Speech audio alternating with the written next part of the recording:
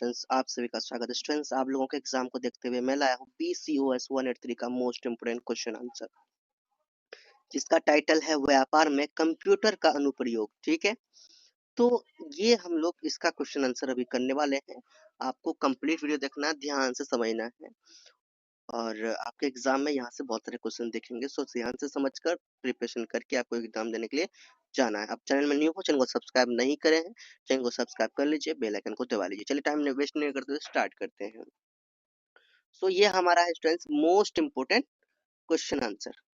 ठीक है, आप दिसंबर 25 के लिए प्रिपरेशन कर रहे हो या फिर जून 26 में एग्जाम होने वाला है, ऐसा स्टूडेंट हो जो आप मेरा वीडियो अभी देख रहे हो और 26 में एग्जाम है आपका जून के, तो आपके लिए भी ये हम बहुत ही इंपॉर्टेंट क्वेश्चन आंसर रहेगा। चलिए स्टार्ट करते हैं। आपको कंप्लीट वीडियो ध्यान से समझना है, देखना है, और लास्ट में ये पीडीएफ आपको फ्री में डाउनलोड करना है टेलीग्राम से। पहला क्वेश्चन है गूगल डॉक्स। गूगल डॉक्स की उपयोगिता और विशेषताओं पर संक्षेप में चर्चा कीजिए। गूगल डॉक्स मतलब डॉक्यूमेंट जिसमें बनता है गूगल डॉक्स के। तो गूगल डॉक्स उपयोगिता और विशेषताओं का पर संक्षेप में चर्चा कीजिए, और गूगल डॉक्स में किस तरह से कार्य करेंगे, MS वर्ड और गूगल डॉक्स के बीच तुलना कीजिए। तो गूगल डॉक्स यानी कि जो जो स्टूडेंट्स, ऐसे व्यक्ति ना जो मोबाइल भी यूज करते हैं, उनके लिए भी ये गूगल डॉक्स बहुत ही यूजफुल होता है। बहुत सारे नोट्स बना के रख सकते हैं गूगल डॉक्स में। तो वही कह रहे हैं गूगल डॉक्स जिसमें डॉक्यूमेंट बनाया जाता है, जिसमें नोट्स बनाया जाता है, और एक वर्ड एक्सेल है ना, MS वर्ड जिसमें नोट्स बना सकते हैं। ठीक, तो बहुत सारे काम कर सकते हैं MS वर्ड में, गूगल डॉक्स में। तो ये गूगल डॉक्स और MS वर्ड की क्या अंतर है, मतलब क्या तुलना है, क्या क्या कर सकते हैं, इन दोनों के बीच की तुलना करना है। देखिए, गूगल डॉक्स एक online online word processing tool है। क्या है? ऑनलाइन। ठीक है, काम क्या होता है इसमें? ऑनलाइन होता है, जिसका उपयोग दस्तावेज और बनाने, संपादित करने और सुरक्षित रखने के लिए किया जाता है। और दस्तावेज अगर नहीं समझे तो इसका इंग्लिश मतलब समझा दूं, डॉक्यूमेंट। ठीक है, डॉक्यूमेंट। ठीक, तो डॉक्यूमेंट बनाने के लिए इनका उपयोग किया जाता है, और सुरक्षित रखने के लिए भी। इसकी सबसे बड़ी उपयोगिता यह है कि इसमें किया गया कार्य स्वतः सेव हो जाता है। मतलब कि इसमें हम कोई भी कार्य करते हैं, कोई भी डॉक्यूमेंट्स बनाने लगते हैं, तो वहां से कट होके बाहर आए तो ऑटोमेटिकली वो सेव हो जाता है, जिससे डेटा नष्ट होने से का खतरा कम होता है। मतलब कि आपका MB जो आपने जिस MB का यूज किया था डॉक्यूमेंट बनाने के लिए, वो MB आपका सेव रहता है। एंड गूगल डॉक्स की प्रमुख विशेषताओं में रियल टाइम सहयोग, क्लाउड स्टोरेज, कमेंट और सुझाव सुविधा, संस्करण इतिहास और विभिन्न रेडीमेड टेम्पलेट शामिल होते हैं। उपयोगकर्ता इंटरनेट की सहायता से मोबाइल, लैपटॉप या टैबलेट किसी भी डिवाइस पर अपने दस्तावेज यानी डॉक्यूमेंट खोल सकता है। गूगल डॉक्स में कार्य करने के लिए पहले गूगल अकाउंट में लॉगिन किया जाता है, फिर नया डॉक्यूमेंट बनाया जाता है, टेक्स्ट टाइप किया जाता है, आवश्यक फॉर्मेटिंग की जाती है और फाइल को अन्य लोगों के साथ साझा किया जाता है। MS वर्ड और गूगल डॉक्स में मुख्य अंतर यह है कि MS वर्ड एक ऑफलाइन सॉफ्टवेयर है। MS वर्ड क्या है? बस यही अंतर है कि MS वर्ड में भी ये काम होता है, बट वो एक ऑफलाइन सॉफ्टवेयर जो कंप्यूटर में अवेलेबल होता है, जबकि गूगल डॉक्स जो है वो पूरी तरह से ऑनलाइन आधारित है। MS वर्ड में फाइल को मैन्युअली सेव करना पड़ता है, MS वर्ड में क्या करना पड़ता है? सेव करना पड़ता है, जबकि गूगल डॉक्स में ऑटोमेटिकली सेव हो जाती है। गूगल डॉक्स टीम और दूरस्थ कार्य के लिए अधिक उपयोगी है, जबकि MS वर्ड व्यक्तिगत और औपचारिक कार्यों में अधिक प्रचलित है। आज के युग में इसका बहुत महत्व बढ़ा है। चलिए, अब हम लोग कंप्यूटर का नेक्स्ट पॉइंट जानते हैं। पावर पॉइंट में स्लाइड व्यू क्या होता है? स्लाइड में ग्राफ और चित्रों को डालने के विभिन्न चरणों की व्याख्या कीजिए। मतलब अब ये जो आपका कोड है, इसमें कंप्यूटर का बहुत सारे नॉलेज आप सीखने वाले हैं, जानने वाले हैं। तो इस कोड को आप ध्यान से देखो, ये कोड क्या करना है, एग्जाम देने के बाद में ना इस कोड को एक बार रिवाइज करना है, क्योंकि इसमें बहुत कुछ वो कंप्यूटर के बारे में सीखने को मिलेंगे। चलो, पावर पॉइंट में स्लाइड व्यू वह मुख्य दृश्य होता है जिसमें उपयोगकर्ता अपनी प्रस्तुति की प्रत्येक स्लाइड को अलग अलग रूप में देख सकता है। एंड उसी पर टेक्स्ट, चित्र, ग्राफ, चार्ट, अन ऑब्जेक्ट जोड़ सकता है। मतलब कि इसमें अलग अलग जो कि होते हैं ना, जिसा जिसमें टेम्पलेट बोलते हैं, टेम्पलेट टेम्पलेट इस तरह का टेम्पलेट मिलता है ना, जिसमें से हम उनका यूज करके अपने अनुसार उसे बना सकते हैं। स्लाइड व्यू का उपयोग स्लाइड को व्यवस्थित करने, शीर्षक जोड़ने, बुलेट पॉइंट बनाने और रंग बदलने का डिजाइन को बेहतर बनाने के लिए किया जाता है। स्लाइड में ग्राफ जोड़ने के लिए सबसे पहले संबंधित स्लाइड का चयन किया जाता है और इंसर्ट टैब पर जाकर चार्ट विकल्प चुना जाता है। उसके बाद अगर आपने कंप्यूटर चलाया होगा तो आपको समझ में आता होगा। उसके बाद बार, लाइन, कॉलम या पाई चार्ट में आवश्यक प्रकार का चयन किया जाता है और डेटा शीट में उपयुक्त आंकड़े भरे जाते हैं। ग्राफ का रंग, आकार और लेबल आवश्यकता अनुसार बदला जा सकता है। चित्र जोड़ने के लिए इंसर्ट टैब में पिक्चर विकल्प पर क्लिक किया जाता है। कंप्यूटर या ऑनलाइन स्रोत से चित्र का चयन किया जाता है। चयनित चित्र को स्लाइड पर सही स्थान पर रखा जाता है और उसका आकार, क्रॉप व फॉर्मेट टूल्स से समायोजित किया जाता है। इन सभी चरणों से स्लाइड अधिक प्रभावी, आकर्षक और समझने योग्य बनती है और प्रस्तुति के दौरान दर्शकों के लिए जानकारी स्पष्ट होती है। क्वेश्चन नंबर 3 है, व्यावसायिक सूचना प्रणाली शब्द को उपयुक्त उदाहरण सहित समझाइए। स्वामित्व को दृष्टि से व्यवसाय के वर्गीकरण की संक्षेप में चर्चा कीजिए। इसके अलावा प्रत्येक वर्ग के तहत परिपालन परिदृश्यों की सूची बनाइए और एकमात्र स्वामित्व और साझेदारी मॉडल के बीच अंतर कीजिए। क्या कह रहे हैं, व्यावसायिक सूचना प्रणाली शब्द को उपयुक्त उदाहरण सहित समझाना है पहले। फिर स्वामित्व को दृष्टि से व्यवसाय के वर्गीकरण की संक्षेप में चर्चा। पहले तो व्यवसाय सूचना प्रणाली बताना है, फिर स्वामित्व को दृष्टि से मतलब जो बिजनेस कर रहे हैं वो खुद जो ऑनर है उनके अकॉर्डिंग आपको संक्षेप में चर्चा करना। इसके अलावा प्रत्येक वर्ग के तहत परिपालन परिदृश्यों की सूची बनाए और एकमात्र साझेदारी मॉडल के बीच अंतर बताइए। तो यहाँ पे ज्यादा अभी तो मॉडल इसमें बनाएंगे नहीं, आप इसमें डायरेक्टली आप लिख सकते हैं। ठीक, व्यवसाय सूचना प्रणाली वह प्रणाली है जो किसी संगठन या व्यवसाय में सभी सूचनाओं को एकत्रित, व्यवस्थित, संग्रहित और विश्लेषित करती है ताकि निर्णय लेना, योजना बनाना और नियंत्रण प्रक्रिया सुचारू रूप से चल सके। उदाहरण के लिए किसी कंपनी को इन्वेंट्री मैनेजमेंट सिस्टम जो बिक्री, खरीद और स्टॉक का डेटा रिकॉर्ड करता है, व्यवसायिक सूचना प्रणाली का उदाहरण है। स्वामित्व के आधार पर व्यवसाय को एक मात्र स्वामित्व, साझेदारी और कंपनी के रूप में वर्गीकृत किया जा सकता है। एकमात्र स्वामित्व में एक व्यक्ति व्यवसाय का मालिक होता है और सभी निर्णय वही लेता है। साझेदारी में दो या दो से अधिक लोग मिलकर व्यवसाय का संचालन करते हैं और लाभ तथा जिम्मेदारियां साझा करते हैं। कंपनी में व्यवसाय कानूनी रूप से पंजीकृत होता है और नियमों का पालन अनिवार्य होता है। प्रत्येक वर्ग के तहत कार्यान्वयन, वेरिफिकेशन परिदृश्य अलग होते हैं, जिससे जैसे वित्तीय प्रबंधन, मानव संसाधन प्रबंधन, संचालन और बिक्री। एकमात्र स्वामित्व में सरल पंजीकरण और पूर्ण नियंत्रण होता है, जबकि साझेदारी में पूंजी और निर्णय साझा होते हैं। कंपनी मॉडल में सीमित दायित्व और औपचारिक प्रक्रिया होती है। इन अंतर से व्यवसाय की संरचना और संचालन पर स्पष्ट प्रभाव पड़ता है। स्टूडेंट्स, इसके बाद क्वेश्चन नंबर आपका 4 है।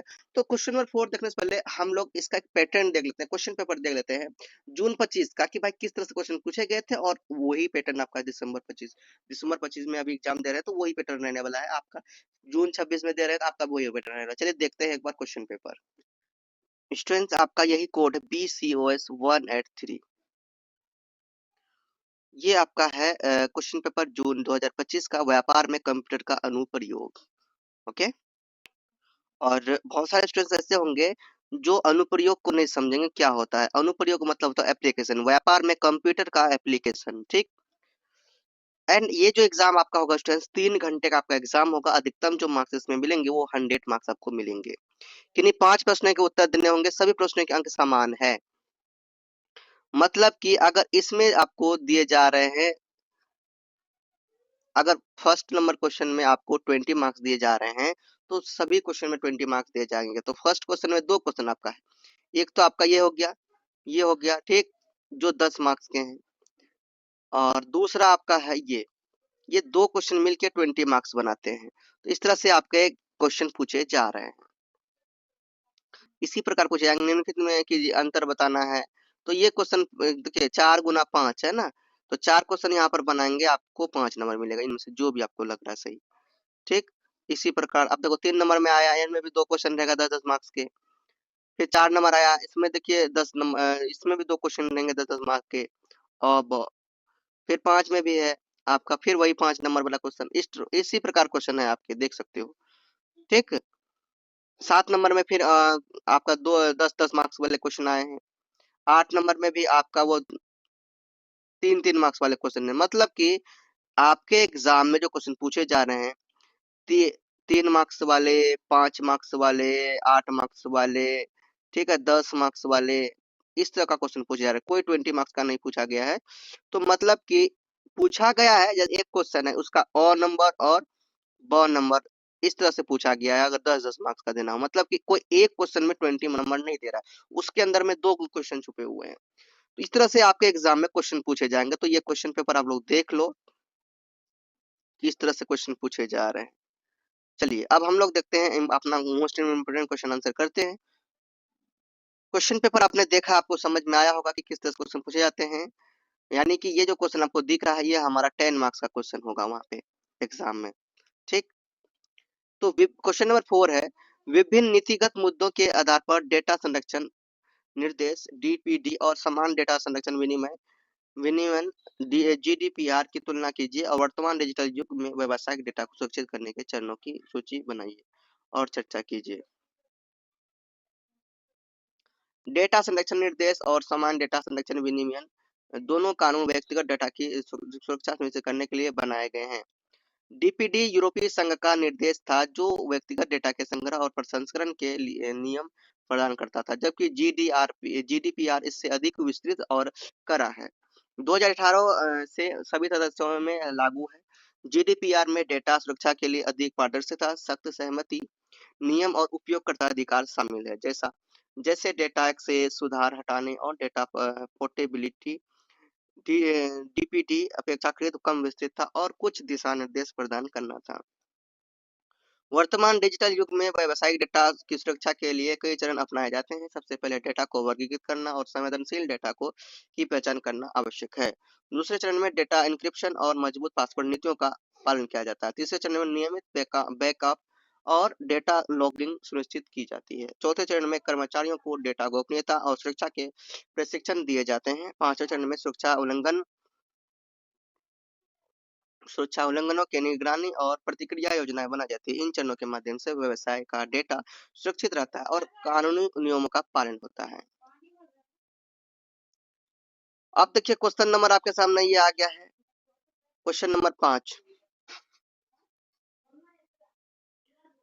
क्वेश्चन नंबर 5 है आपका, पूंजी बजटिंग क्या है? विभिन्न लागत और नकदी प्रवाह के साथ परियोजना की तुलना करने के लिए एमएस एक्सेल और सी टैक्स और आईआरआर विधि और एनपीवी पद्धति की भूमिका पर चर्चा कीजिए।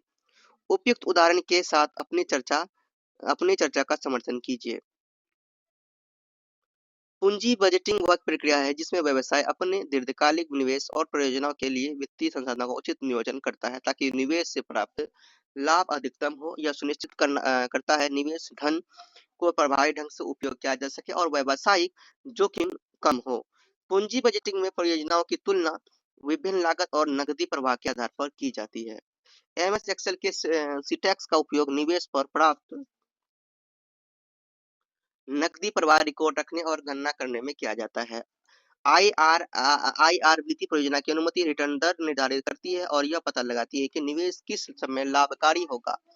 एनपीवी पद्धति निवेश और लाभ वर्तमान मूल्य की तुलना करती है और यह निर्णय लेने में मदद करती है कि कौन कौन सी परियोजना अधिक लाभकारी है। उदाहरण के लिए यदि दो परियोजनाओं ए और बी में निवेश करना हो तो उनके प्रारंभिक लागत, भविष्य के नकदी प्रवाह और सीटैक्स गणना करके आईआर और एनपीवी निकाले जाते हैं, जिसके आधार पर व्यवसाय सबसे अधिक लाभकारी परियोजना का चयन करता है। इस तरह पूंजी बजटिंग निवेश निर्णय को सरल और व्यवस्थित बनाती है और व्यवसायिक योजना को सुदृढ़ करती है। क्वेश्चन नंबर 6 है, डिजिटाइजेशन क्या है? व्यवसाय जगत पर डिजिटलीकरण के प्रभाव को उपयुक्त उदाहरणों के साथ स्पष्ट कीजिए। डिजिटाइजेशन वह प्रक्रिया जिसमें पारंपरिक डेटा, दस्तावेज और कार्यों को डिजिटल प्रारूप में परिवर्तित किया जाता है ताकि उनका भंडारण, पहुंच और प्रबंधन आसान हो। यह व्यवसाय को तेज, कुशल और सुरक्षित कार्य करने में मदद करता है। डिजिटलीकरण से कंपनियों को समय और लागत की बचत होती है और डेटा की सटीकता बढ़ती है। उदाहरण के लिए किसी बैंक में पुराने कागजी रिकॉर्ड को डिजिटल फाइलों में बदलना डिजिटाइजेशन का उदाहरण है। इसके कारण ग्राहकों का डेटा तेजी से एक्सेस किया जा सकता है और गलतियों की संभावना कम होती है। व्यवसाय जगत में डिजिटलीकरण से e marketing, online payment, digital inventory management और क्लाउड स्टोरेज जैसे आधुनिक समाधान संभव हुए। कंपनियों अपने उत्पादों और सेवाओं को डिजिटल प्लेटफॉर्म पर प्रचारित और बेचना शुरू कर देती, जिससे ग्राहक पहुंच बढ़ती है।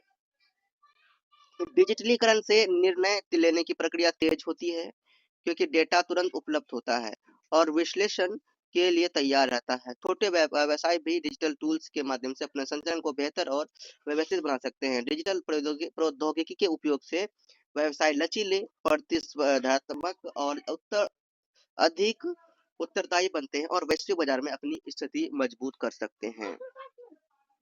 अब आपके लिए लिया है टिप्पणी टाइप के क्वेश्चन जो आपके अभी क्वेश्चन पेपर में दिखा था। आर्टिफिशियल इंटेलिजेंस क्या होता है? देखिए, आर्टिफिशियल इंटेलिजेंस आपका मतलब देखो एआई। अब आप लोग जानते हो कि अब एआई का बहुत ही अधिक प्रयोग हो रहा है।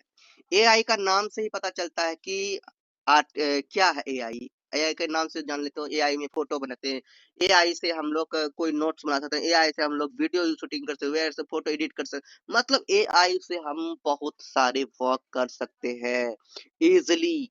तो आर्टिफिशियल इंटेलिजेंस है।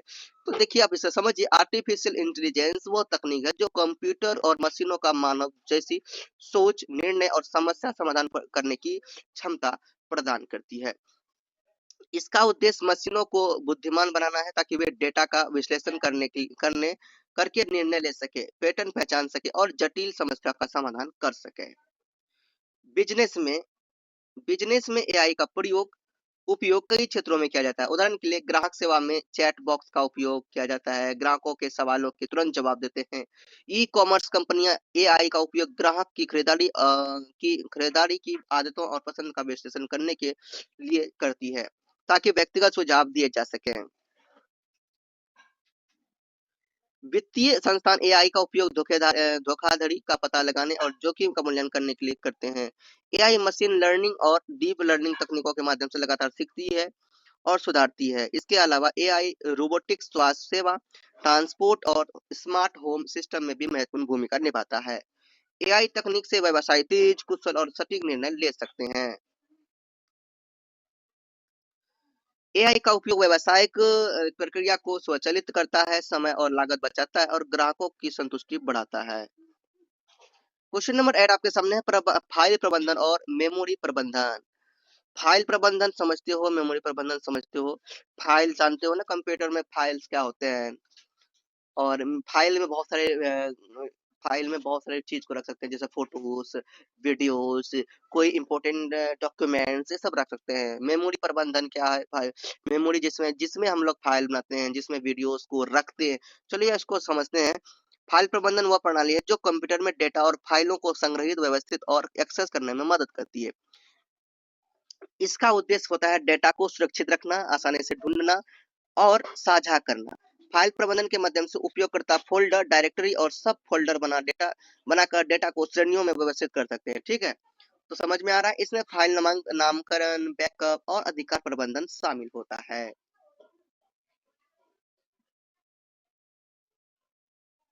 मेमोरी प्रबंधन कंप्यूटर के रैम और स्टोरेज का कुशल उपयोग सुनिश्चित करता है। यह प्रक्रिया प्रोसेसर को आवश्यक डेटा प्रदान करती है। मतलब कि हम कहीं अगर फाइल बना रहे हैं तो फाइल कुछ रख रहे हैं, उसके लिए हमें जगह चाहिए। तो मेमोरी क्या करता है, हमें स्पेस देता है कोई चीज रखने के लिए। ठीक, और सिस्टम की गति बनाए रखती है। ऑपरेटिंग सिस्टम मेमोरी प्रबंधन के लिए पैचिंग स्वेपिंग तकनीकों का उपयोग करता है। व्यवसाय और शिक्षा में फाइल प्रबंधन और मेमोरी प्रबंधन का उपयोग डेटा की सुरक्षा, तेज एक्सेस और कार्य कुशलता बढ़ाने के लिए किया जाता है। उदाहरणों के लिए किसी कंपनी में सभी वित्तीय रिपोर्टें और कर्मचारी रिकॉर्ड व्यवस्थित रूप से फाइल और मेमोरी प्रबंधन के माध्यम से रखे जाते हैं ताकि वे आवश्यक समय पर उन्हें तुरंत प्राप्त किए जा सके। क्वेश्चन नंबर 9 है क्लाउड कंप्यूटिंग। क्लाउड कंप्यूटिंग क्या है? क्लाउड कंप्यूटिंग एक ऐसी तकनीक है जिसमें डाटा, सॉफ्टवेयर और सेवाओं को इंटरनेट के माध्यम से संग्रहित, प्रबंधित और एक्सेस किया जाता है। इसमें उपयोगकर्ता को फाइलें, एप्लीकेशन और सेवाएं स्थानीय कंप्यूटर या सर्वर पर रखने की आवश्यकता नहीं होती है। क्लाउड कंप्यूटिंग के मुख्य लाभों में लचीलापन, स्केलेबिलिटी और लागत में कमी शामिल है। व्यवसाय इसके माध्यम से बड़े पैमाने पर डेटा स्टोरेज और बैकअप कर सकते हैं। उदाहरण के लिए किसी ई कॉमर्स कंपनी के पास हजारों ग्राहक डेटा होते हैं जिन्हें सुरक्षित और तुरंत एक्सेस करने की आवश्यकता होती है। क्लाउड सेवाओं में जैसे Google drive, Microsoft one drive और अमेजन वेब सर्विसेज का उपयोग करके यह संभव होता है। क्लाउड कंप्यूटिंग 3 प्रमुख मॉडल प्रदान करता है: infrastructure as a service (IaaS), platform of as a service (PaaS) और software as a service (SaaS। वैसा इसे ग्राहकों की मांग अनुसार संसाधन बढ़ाने और घटाने के लिए उपयोग कर सकते हैं। यह तकनीक व्यावसायिक संचालन को तेज, अधिक सुरक्षित और लागत प्रभावी बनाती है। साथ ही टीम के सदस्य किसी भी स्थान से डेटा एप्लीकेशन का उपयोग कर सकते हैं। क्लाउड कंप्यूटिंग व्यवस्था को डिजिटल रूप से सक्षम बनाती है और आधुनिक बाजार में प्रतिस्पर्धात्मक बढ़त होती है। क्वेश्चन नंबर है सेल टिप्पणियां।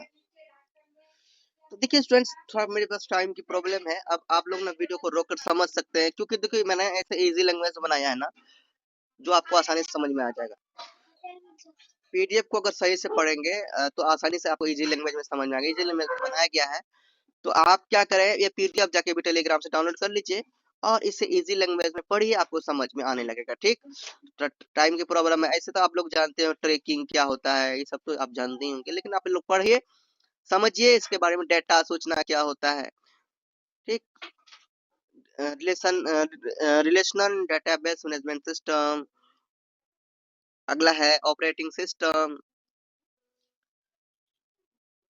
ठीक, ये इस तरह से आपको करना है। तो स्टूडेंट्स, ये पीडीएफ आपको फ्री दे रहा हूँ, वीडियो को लाइक कर दीजिए, चैनल को सब्सक्राइब कर लीजिए और पीडीएफ कहाँ मिलेगा आपको? टेलीग्राम में मिलेगा, जाइए डाउनलोड कर लीजिए फ्री में। और ये इंस्टा आईडी है, आप लोग यहाँ पे जुड़ सकते हैं, कोई भी डाउट पूछना हो इससे पूछ सकते हैं। इनमें मोटिवेशन से रिलेटेड रील्स भी अपलोड होती है। सो स्टूडेंट्स, आज के वीडियो में इतना रखते हैं, नेक्स्ट वीडियो में आगे बढ़ेंगे। प्रेम से रहो, प्रेम से पढ़ो, प्रेम से बोलो।